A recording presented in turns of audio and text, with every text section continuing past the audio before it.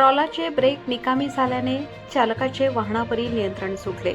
समोरून येणाऱ्या गुजरात डेपोच्या बसला वाचवण्याच्या प्रयत्नात ट्रॉला थेट 30 ते 35 फूट खोल दरीत कोसळला.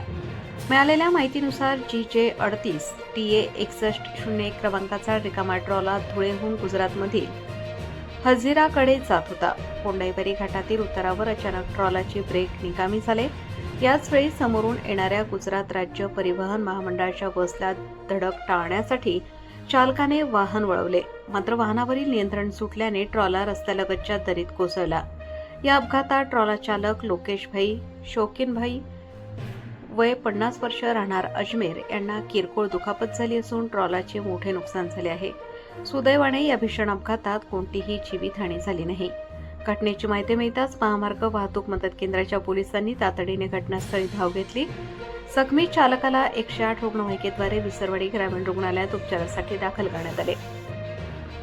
महामार्ग वाहतूक मदत केंद्र पोलीस चौकी सहाय्यक पोलीस निरीक्षक विवेक पाडवी यांच्या मार्गदर्शनाखाली सहाय्यक पोलीस उपनिरीक्षक Prabhakar Jadhav, police head constable Arun Koli, Mukesh Hire आणि विजय बोरसे यांनी तातडीने मदत कार्य राबवून वाहतूक सुरळीत केली.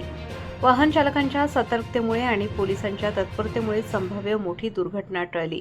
मात्र घाट रस्त्यांवर वाहन चालवताना ब्रेकची तपासणी आणि वेगावर नियंत्रण ठेवण्याची गरज या अपघातातून पुन्हा अधोरेखित झाली. रईस शेख, विसरवाडी.